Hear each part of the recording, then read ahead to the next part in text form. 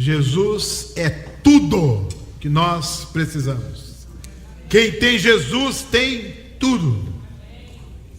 E além de ter tudo, porque Ele representa tudo, a Bíblia diz que Ele é o bom pastor, que dá coisas boas para as suas ovelhas, que ama as suas ovelhas. Graças a Deus por isso. Nós estamos começando hoje uma série de mensagens sobre alguns textos na carta aos Hebreus. E esse trecho da música que nós acabamos de cantar agora é como que uma espécie de resumo de toda esta carta aos Hebreus. Jesus é tudo que eu preciso. Jesus representa tudo que eu preciso, e Jesus viabiliza tudo que eu preciso, e Jesus me ajuda a conseguir tudo que de fato eu preciso. Então eu posso abençoar o meu irmão e dizer assim: olha, vá em paz, fique tranquilo, que Jesus é com você e Ele vai providenciar tudo que você precisa, porque isso é uma verdade na palavra de Deus. Hoje a gente vai começar, são alguns textos de Hebreus que vamos abordar durante esse mês. Eu quero convidar você a ler a carta aos Hebreus durante esse mês de junho e acompanhar as mensagens que vão ser pregadas aqui em nossa igreja. Vamos ler hoje os 4 primeiros versículos da carta aos Hebreus e em seguida vamos conversar um pouco sobre o significado desse primeiro trecho desta carta que abre esse importante documento do Novo Testamento. Diz assim a palavra do Senhor: há muito tempo Deus falou muitas vezes e de várias maneiras aos nossos antepassados por meio dos profetas, mas nesses últimos dias falou-nos por meio do Filho, a quem constituiu herdeiro de todas as coisas e por meio de quem fez o universo. O Filho é o resplendor da glória de Deus e a expressão exata do seu ser, sustentando todas as coisas por sua palavra poderosa.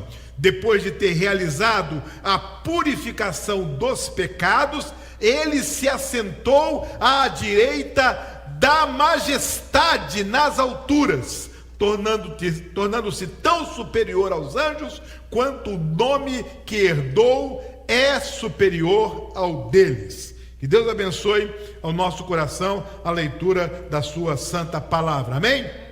Meus irmãos, essa carta aos Hebreus é uma mistura de sermão e carta. Ela começa em forma de sermão e vai tomando os contornos de uma carta, até que no final ela é fechada como uma carta tradicionalmente era fechada no primeiro século da era cristã, especialmente ali na segunda metade do primeiro século, quando acredita-se que esta carta tenha sido escrita. Ela não começa com a forma de carta tradicional, dando os seus destinatários e dando o nome do seu remetente. Nós não sabemos ao certo quem foi o autor humano desse documento. É sempre bom a gente repetir isso, né? Que a Bíblia é um livro divino humano.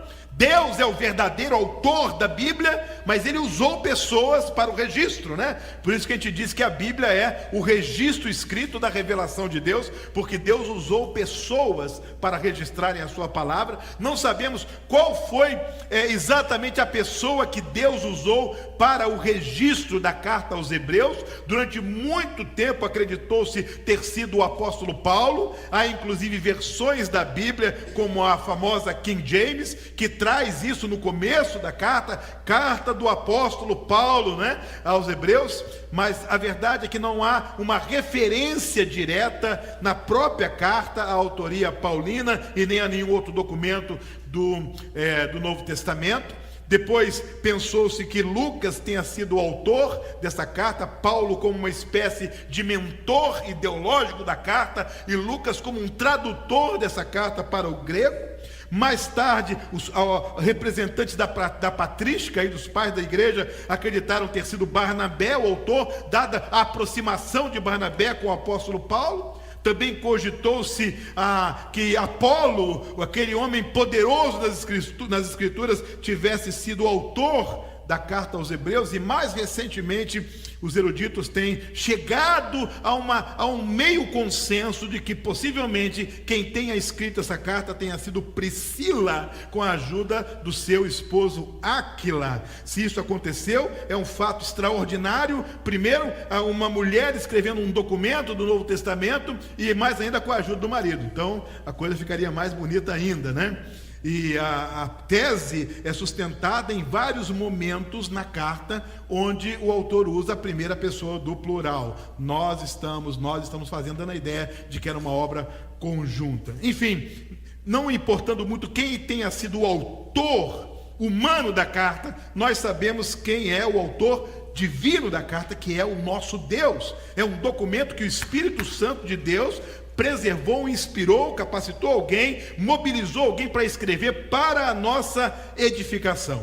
E essa carta é destinada simplesmente aos hebreus. Quem eram esses hebreus? Os israelitas que, convertidos para o cristianismo, estavam agora na dúvida se permaneciam na fé cristã ou se retornavam ao judaísmo. Tenha isso em mente. O autor aos Hebreus está preocupado com aqueles convertidos ao cristianismo, oriundos do judaísmo, mas que agora estavam em dúvida na sua fé. Será que vale a pena continuar na fé cristã? Ou a verdade estava mesmo com o judaísmo por causa da força do Antigo Testamento, dos personagens do Antigo Testamento, da força daqueles homens e mulheres de Deus na história de fé do povo de Israel? Como abrir mão de Moisés? Como abrir mão de Elias? Como abrir mão dos patriarcas? Como abrir mão dos profetas? Então isso era tão denso, tão forte, que agora esses convertidos, nominados na carta como hebreus, estavam vacilantes na fé.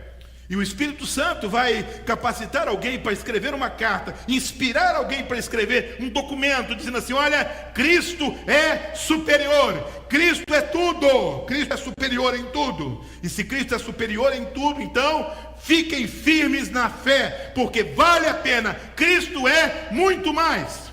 Se vocês estão aí impressionados com a história do Antigo Testamento, se vocês estão impactados com os eventos do Antigo Testamento, preparem-se, porque quando você se aprofunda em Cristo, você descobre que Cristo é muito superior. Por isso que muitos comentários aos Hebreus têm como título a superioridade de Cristo, ou a supremacia de Cristo. O que está no pano de fundo dessa carta? É importante a gente entender isso. Dois líderes estavam em destaque no tempo do Antigo Testamento na liderança espiritual do povo de Deus: a pessoa do profeta e a pessoa do sacerdote. O profeta ouvia a palavra de Deus e transmitia para o povo, e o sacerdote ouvia as necessidades do povo e intercedia diante de Deus pelo povo. Então a fé do povo de Israel, ela se equilibrava entre a intercessão sacerdotal e o anúncio profético. A carta aos Hebreus vai apresentar Jesus como unindo numa só pessoa, na pessoa dele, o ofício sacerdotal. Ele é o grande sumo sacerdote e também a palavra encarnada, a profecia encarnada de Deus. Ele é o profeta e é ao mesmo tempo o sacerdote. Ele cumpre essa missão.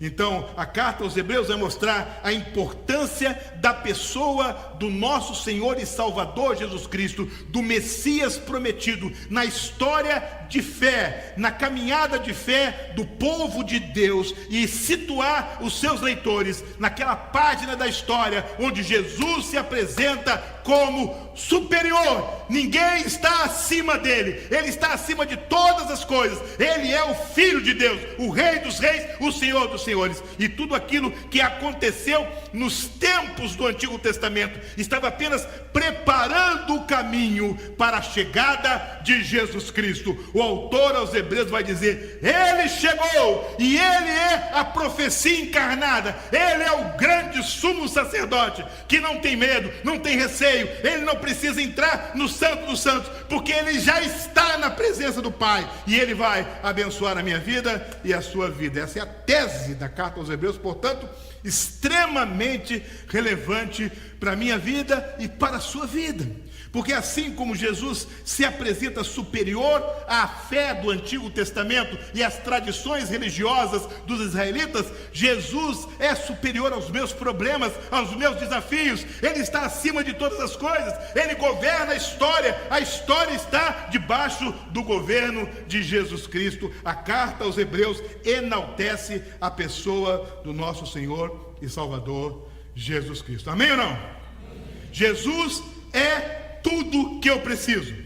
Jesus é superior a Abraão, a Isaac, a Jacó, a Moisés, a Josué, a José, superior aos profetas, aos reis, aos juízes. Ele está acima, e tudo isso aconteceu com um objetivo: Ele, porque dele, por ele e para ele são todas as coisas. Glória, pois, a ele eternamente.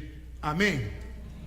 Muito bem. O nosso texto começa com a seguinte afirmação no versículo 1, que nós precisamos entender a Bíblia, aprender da Bíblia para praticar a Bíblia.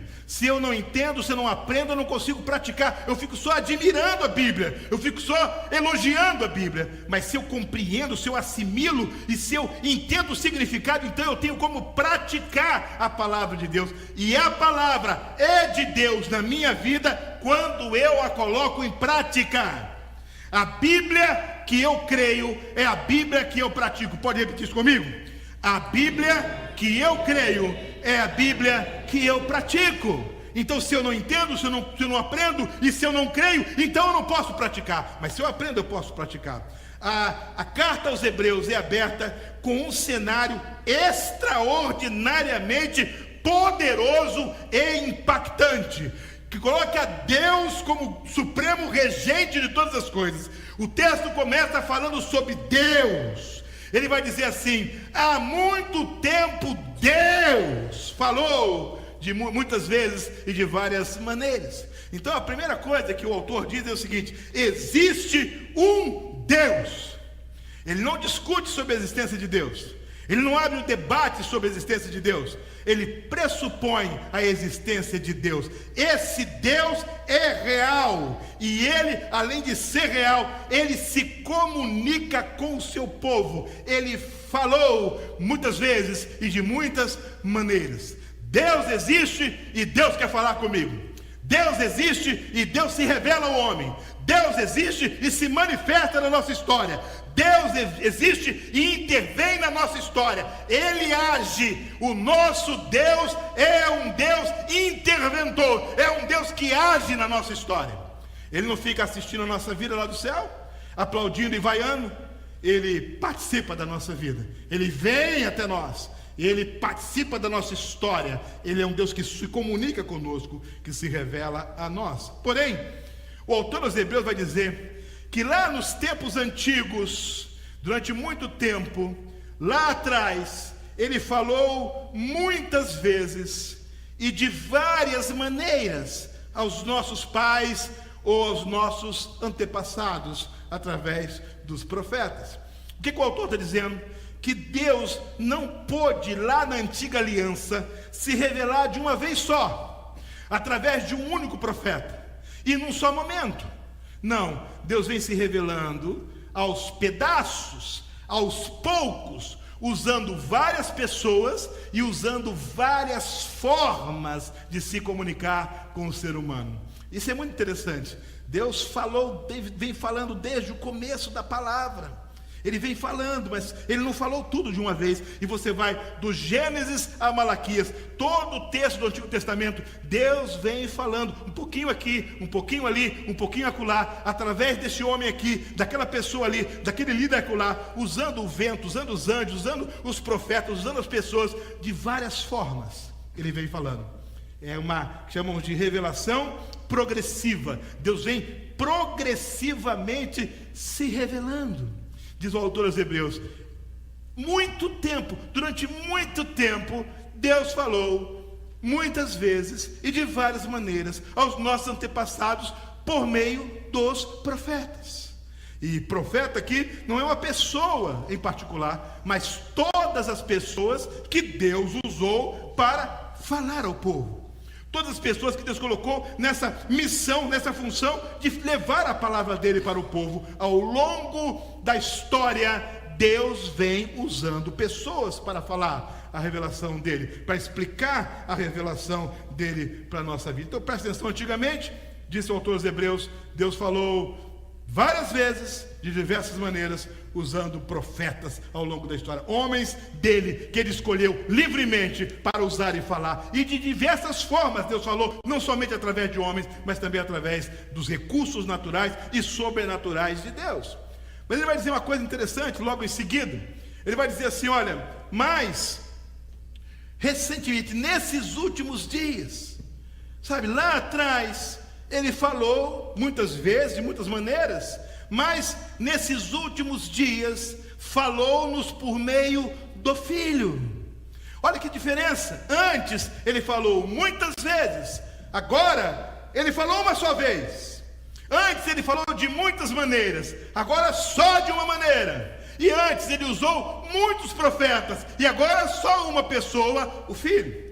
Interessante que o autor não diz, embora algumas versões tragam isso, interpolando, não diz através do seu Filho, mas diz através do Filho. É um contraste entre Jesus e os profetas.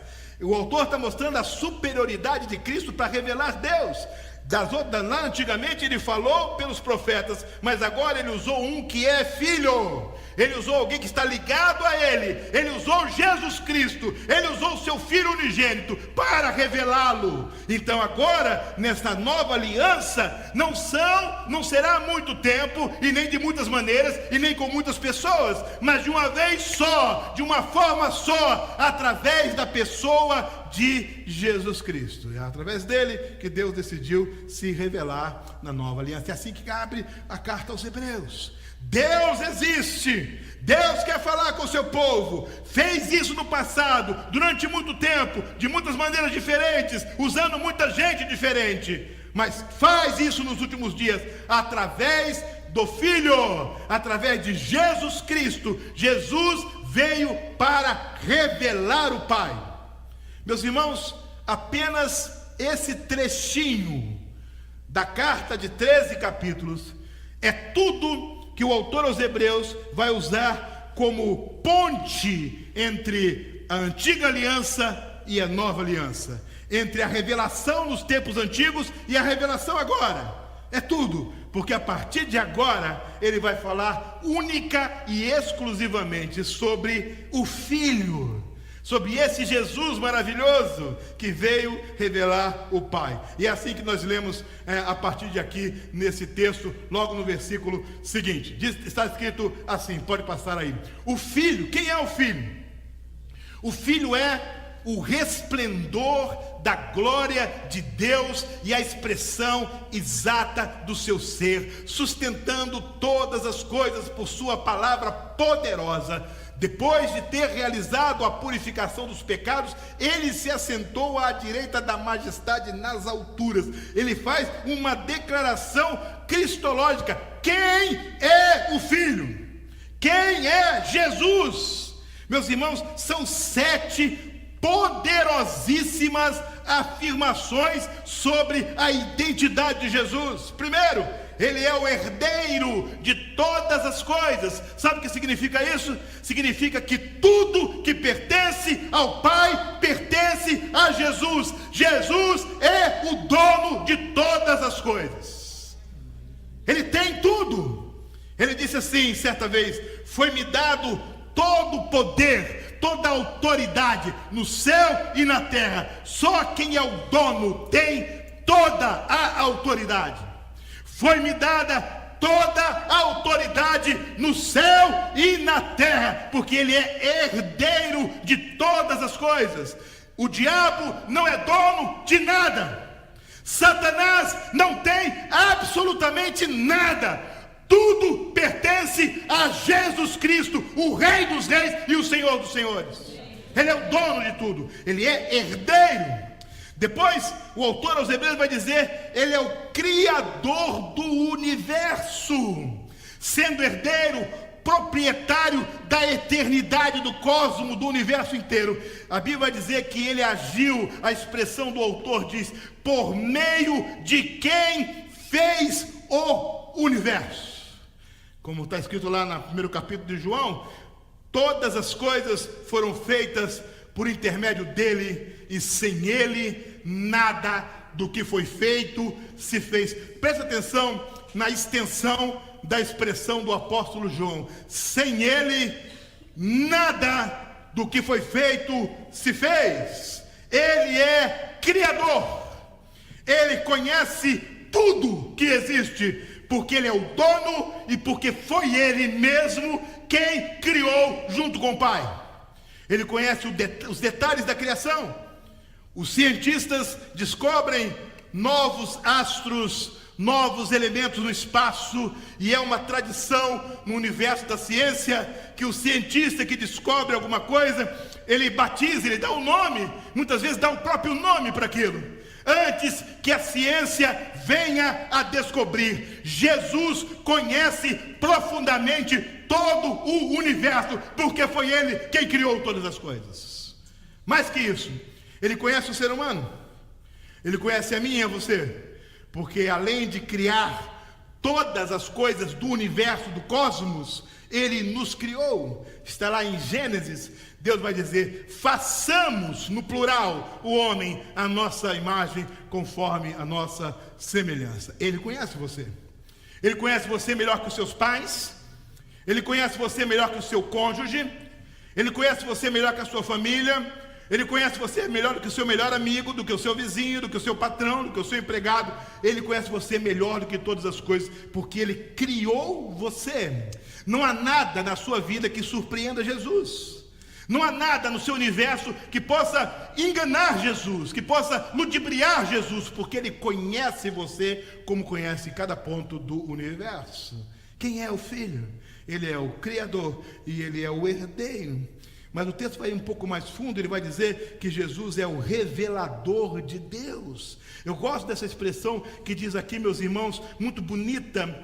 O Filho é o resplendor da glória de Deus e a expressão exata do seu ser.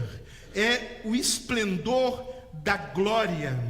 Há um paralelo aqui, meus irmãos. Essa palavra glória significa brilho. Há uma referência direta ao que aconteceu lá no Antigo Testamento com Moisés. Quando desceu do monte, o rosto dele tinha o quê? Tinha um brilho. Mas qual a diferença daquilo que brilhou em Moisés e de Jesus? É que aquele brilho esmaeceu, aquele brilho se ofuscou, aquele brilho acabou, mas o brilho que é Jesus não acaba, porque ele não é só o brilho, não é só a glória, ele é o esplendor interminável da glória de Deus. Quando olhamos para Jesus, brilha a pessoa do Deus Todo-Poderoso diante de nós. Ele é o esplendor, o brilho máximo, pungente, poderoso, impactante, aquele brilho que faz o homem cego enxergar, que faz o aleijado andar, que faz o mudo falar, que faz o casamento ser restaurado, que faz o jovem vencer as drogas, que faz o homem e a mulher entregarem suas vidas para Jesus. É o impacto desse brilho que faz diferença na vida. O povo que andava em trevas viu uma grande luz. E o autor da carta aos Hebreus vai dizer mais, que esse brilho, que é exuberante, que se expande num resplendor de glória em Jesus acerca de Deus, ele é a expressão exata de Deus. O autor dos Hebreus está dizendo, não falta nada de Deus em Jesus, e tudo que você vê em Jesus é Deus, e não há sequer uma pequena parte dele que não esteja ligado ao Pai. Ele é a expressão exata do Pai. Por isso, ele é superior. Os profetas falando sobre Deus, os patriarcas falando sobre Deus, os juízes falando sobre Deus, os reis falando sobre Deus, mas nenhum deles foi o resplendor da glória, e nenhum deles foi a expressão exata do Pai. Eles deram alguns ensinamentos, deram algumas pistas sobre Deus, mas Jesus não. Ele chega e fala, aquele que me vê está vendo o próprio Pai. Senhor, mostra-nos o Pai. Os apóstolos pediram: Senhor, mostra-nos o Pai. E ele diz: olha, eu estou há tanto tempo com vocês. Quem me vê está vendo o Pai. Por quê? Diz o autor aos Hebreus respondendo: porque ele é a expressão exata do seu ser. Então ele é herdeiro, ele é criador, ele é o revelador de Deus. E diz o texto, aprofundando um pouco mais, ele é o sustentador de todas as coisas, sustentando todas as coisas. O autor aos Hebreus está dizendo, queridos, que tudo que existe só se mantém em pé por causa da pessoa do nosso Senhor e Salvador Jesus Cristo. Jesus é o ponto de equilíbrio de todas as coisas. Ele é o sustentador de todas as coisas. E o autor aos Hebreus vai dizer uma coisa interessante: ele age para sustentar todas as coisas com a palavra poderosa dele. Deus Pai usou a palavra para criar, e o Deus Filho, aleluia, usa a palavra para sustentar. Tudo aquilo que é de Deus se sustenta em Deus. O que é de Deus não se sustenta no homem.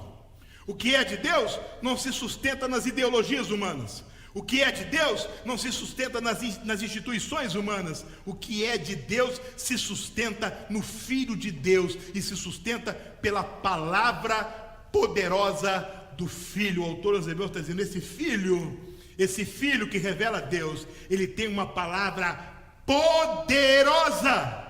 E quando o autor aos Hebreus afirma isso, meus irmãos, ele tem no pano de fundo nada mais, nada menos do que o ministério de Jesus, que dizia para o endemoniado: sai desse homem, espírito imundo, e saía. Joga-se para aqueles porcos, e ele era jogado. E que dava ordens, e as coisas aconteciam, porque ele tinha autoridade. Aquele que disse para o mar, para as ondas, para os ventos: aquieta-te, sossega-te, e seguia uma grande bonança, porque a sua palavra tinha autoridade. É a autoridade da palavra de Jesus. Interessante quando você pensa na autoridade da palavra de Jesus, quando ele acalma a tempestade, quando ele expulsa o demônio. Mas pense, é com a mesma autoridade espiritual que ele diz: vinde a mim todos que estáis cansados e sobrecarregados, e eu vos aliviarei. Tomai sobre vós o meu jugo e aprendei de mim, que sou manso e humilde de coração, e achareis descanso para as vossas almas. É a mesma autoridade. A mesma autoridade que ele disse para aquele que estava sendo crucificado ao seu lado: hoje mesmo estarás comigo no paraíso. Autoridade.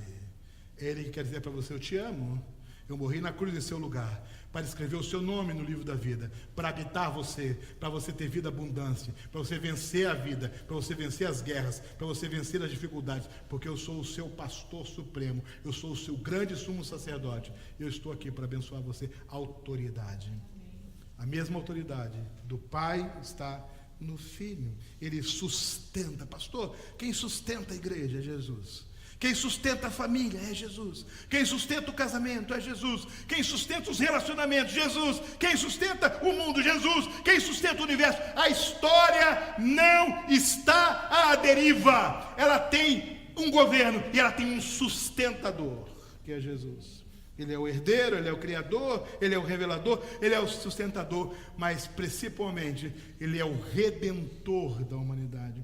A expressão não podia ser mais linda, depois de ter realizado a purificação dos pecados. Eu gosto quando o autor aos Hebreus usa esse verbo purificar aqui, porque o que está por trás dele, meus irmãos, é toda a doutrina da salvação. Sabe quais são os componentes da doutrina da salvação? Regeneração, justificação, santificação e glorificação. Pela regeneração eu nasço de novo. Pela justificação eu sou declarado justificado pelo sangue de Cristo. Pela santificação eu vou me aperfeiçoando, crescendo de graça em graça, de glória em glória. E na glorificação eu aguardo o momento quando eu vou morar no céu ao lado de Jesus Cristo. Sabe qual autor aos Hebreus está escrevendo aqui? Depois que Jesus cumpriu a sua missão de redimir o homem, de resgatar o homem, depois que ele fez isso, ele foi encontrar o lugar dele à direita da majestade de Deus. Ele é quem redime.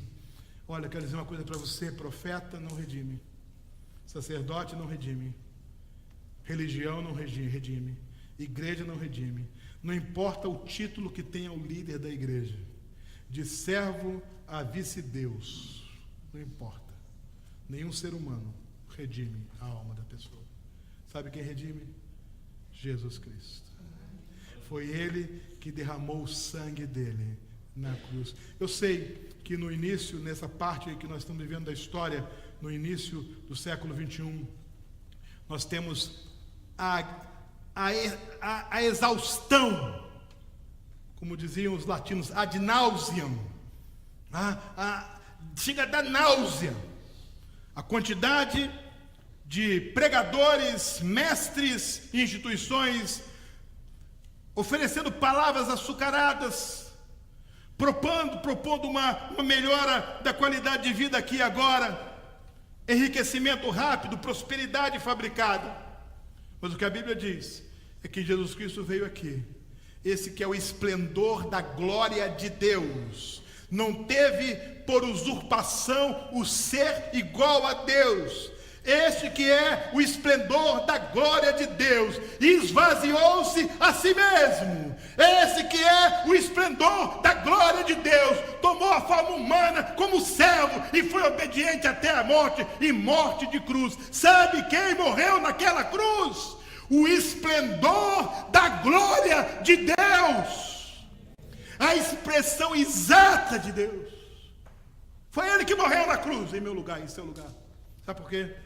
Porque Ele esvaziou-se e foi obediente ao Pai e cumpriu a missão dele de propiciar a salvação pelo perdão dos pecados. Ele é o herdeiro, é o criador, é o revelador, é o sustentador, mas Ele é o redentor da humanidade. Ele não morreu na cruz em vão. Ele morreu para me salvar e para salvar você. A pergunta é: você já teve o seu encontro pessoal com Jesus Redentor? Você já se arrependeu dos seus pecados e depois depositou a sua fé na pessoa do Filho de Deus? Você já aceitou Jesus como seu Salvador pessoal? Ele é o Redentor. Sabe qual é a sexta afirmação? É que Ele é o supremo governador. Ele é o Rei. Ele está assentado não abaixo, mas Ele está assentado à direita da majestade. Sabe, quando você assenta abaixo, você está debaixo da autoridade. E quando você se assenta ao lado, você está compartilhando da autoridade. Ele é majestade, Ele é soberano, Ele é Rei.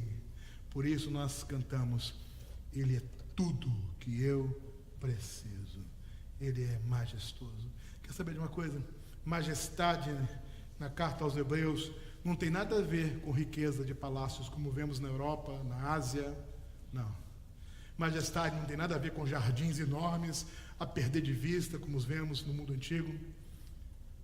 Majestade não tem nada a ver com privilégios, com mordomias, com jatinhos particulares, com hotéis 5 estrelas. Majestade tem a ver com autoridade, com alguém ocupando o lugar onde as decisões são tomadas, onde as ordens são dadas. Majestade, na carta aos Hebreus, tem a ver com domínio e governo, autoridade. Jesus é o Rei, Ele é o governador. Sabe o que o profeta Isaías disse lá atrás, 7 séculos antes dele nascer? O governo dele não vai ter fim. Ele vai governar para sempre. A obra de Handel, ela ecoava quando foi lançada nos teatros.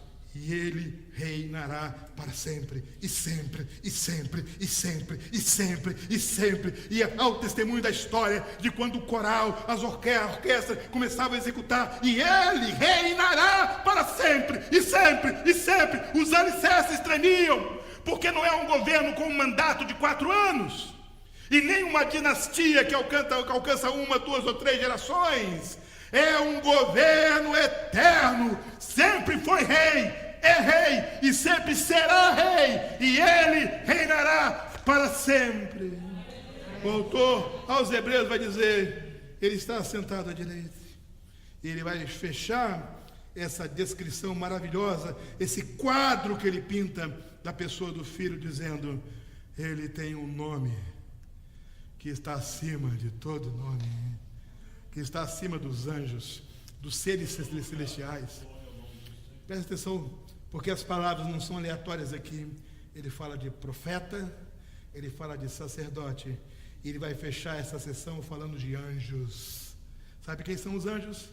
São os mensageiros de Deus, são os porta-vozes, são aqueles que levam a mensagem de Deus.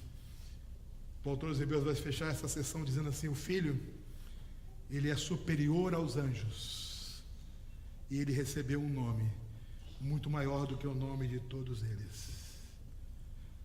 Lembra-se de Filipenses capítulo 2? Porque Deus o exaltou soberanamente e lhe deu o nome que é sobre todo nome, para que ao nome de Jesus se dobre todo o joelho dos que estão nos céus, na terra e debaixo da terra, e toda a língua confesse que Jesus Cristo é o Senhor, para a glória de Deus o Pai. Amém. A carta aos Hebreus começa dessa forma exuberante e tremenda. Deus existe. Deus quer falar com o seu povo. O fez no passado, de muitas maneiras, muito tempo, usando muitas pessoas. Mas agora, ele completou a sua revelação de uma vez só. Pegou o seu único filho e enviou nesse mundo para derramar o seu sangue e se tornar o meu Salvador, o seu Salvador. Esse filho é o herdeiro, o criador, o revelador, o sustentador, o redentor, o supremo governador e aquele que tem um nome que está acima de todos os nomes. Qual seria a melhor ilustração para esses 4 versículos que principiam a carta aos Hebreus? Sem dúvida, uma história que Jesus criou e que está registrada em Marcos capítulo 12. Ele disse que um homem comprou um campo e plantou uma vinha e arrendou aquele campo. E depois de um tempo ele mandou um servo para prestar contas. Os homens que tinham arrendado um campo feriram o servo e ele voltou com as mãos vazias. Aí ele mandou um outro servo. E os homens que haviam arrendado o campo mataram o servo. E depois ele enviou um terceiro servo. E os homens o feriram também, deixaram quase morto. Aí o dono daquele campo tomou a decisão. Ele falou: agora eu vou mandar o meu filho, o meu herdeiro. E quando os donos, os homens que arrendaram o campo, viram que quem estava vindo agora não era um servo, mas era o filho do dono, o herdeiro, disseram: vamos acabar com a vida dele, vamos matá-lo e nós vamos ficar com a herança.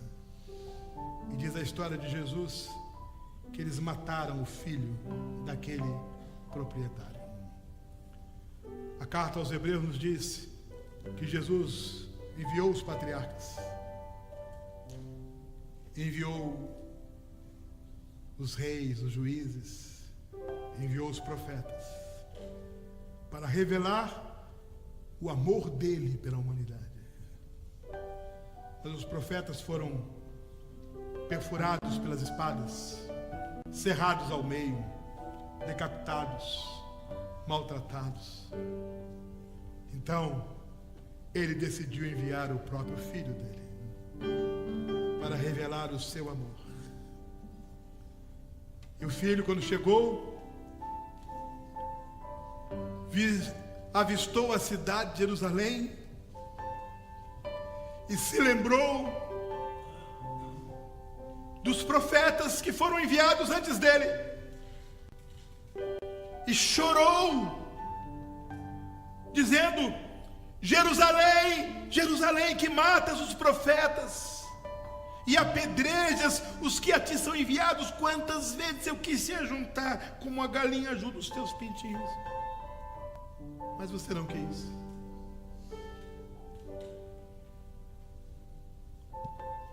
Forjaram acusações, um julgamento aconteceu e mataram o filho do dono. A intenção era ficar com a herança, mas a história de Jesus fica lá em Marcos, e o autor aos Hebreus prossegue dizendo: quando mataram Jesus, Deus o recebeu à sua direita, na glória. E Deus disse: assim como meu filho foi, como prometi, ele vai vir de novo, como eu vou mandar de novo, para levar a minha igreja. Jesus, de fato, igreja, é tudo que nós precisamos. Baixe sua cabeça, feche seus olhos. Eu queria que você enxergasse o seu coração agora. Eu queria que você imaginasse um trono no seu coração, trono de autoridade. E minha pergunta é: quem está sentado nesse trono? Pastor, faz uma pergunta mais fácil. Eu vou fazer. Quem manda na sua vida? Quem é o rei na sua vida? Quem governa a sua vida? Quem é o seu redentor? Quem é o seu remedor? Pastor, nessa noite eu tenho ouvido a palavra de Deus, e eu quero reconhecer em Jesus o meu Redentor, o meu Salvador. Eu quero me arrepender dos meus pecados, dos profetas que eu matei, dos servos que eu machuquei, do filho com cuja morte eu concordei. Eu quero abrir o meu coração, e eu quero aceitar Jesus como meu Salvador.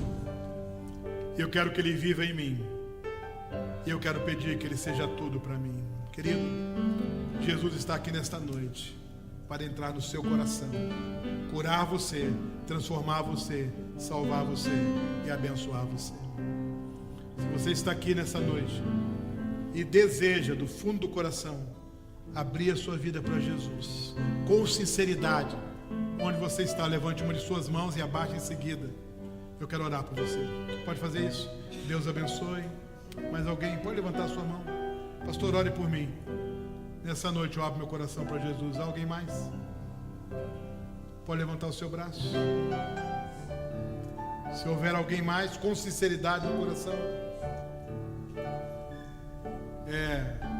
O primeiro apelo que Deus colocou no meu coração para essa noite. E eu repito pela última vez: há alguém mais nessa noite que deseja abrir o seu coração e aceitar Jesus como seu tudo, seu Salvador e Senhor? Levante sua mão e abaixe agora.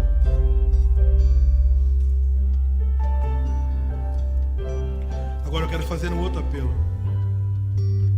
Querido, se você reconhece que existem áreas, ou pelo menos uma área na sua vida, onde Jesus ainda não está reinando. Pastor, o Espírito Santo já me incomoda, e eu consigo enxergar áreas da minha vida onde Jesus ainda não governa, e eu quero, pela fé, nesta noite, entregar o governo da minha vida para Jesus. Sabe, eu gostaria de fazer uma oração por você. Eu só preciso que todos que estão aqui abaixem suas cabeças, fechem seus olhos. E se você consegue identificar uma área na sua vida que ainda não está sob o governo de Jesus, por favor, levante uma de suas mãos e abaixe em seguida. Deus abençoe. Pode abaixar. Levante sua mão. Deus abençoe. Mais alguém? Deus abençoe. Pode levantar sua mão. Pequeno gesto assim. Deus abençoe. Vou poder ver você daqui.